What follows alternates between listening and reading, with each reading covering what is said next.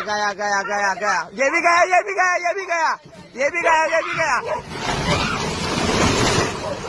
वाह सरस सरस, ए बच बच बच बच। हाँ हाँ, अरे कुछ नहीं हो रहा है, चुप बैठो। घर छोड़ दीजिए, तू बच गई। अच्छा हो गया, देखे अभी कभी से बोल रहे ना, कभी से बोल रहे वो ये सब चीज, कभी से देखे ना लाइव।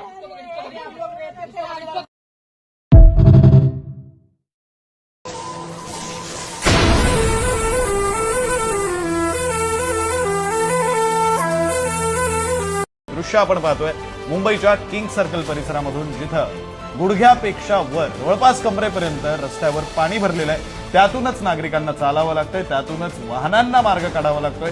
इतकं पाणी मुंबईच्या रस्त्यांवर साचलेलं आहे। किंग सर्कल परिसरातून ही लाईव्ह दृश्य आपण पाहतोय। ही एक चारचाकी आहे जी आधी चालत आली, त्यानंतर ती बंद पडली आणि पाण्याच्या प्रवाहामध्ये ती वाहायला सुरुवात झाली। मात्र अर्थात स्थानिकांनी तात्काळ मदत केली।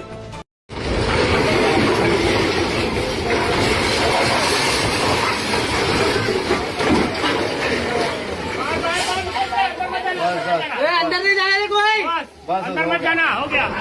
बहुदी वाला है।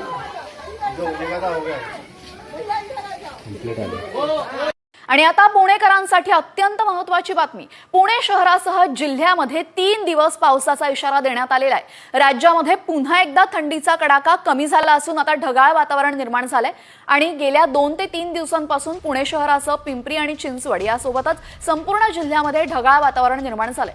पुणे शहरासह जिल्ह्यांसह किमान तापमान वाढलेलं आहे, मात्र दिवसभर हवेमध्ये गारवा जाणवतोय, त्यामुळे आता थंडीही जाणवते। दरम्यान पुणे जिल्ह्यामध्ये गुरुवार ते शुक्रवार या 3 दिवसांमध्ये पावसाचा इशारा हवामान खात्याने वर्तवलेला आहे।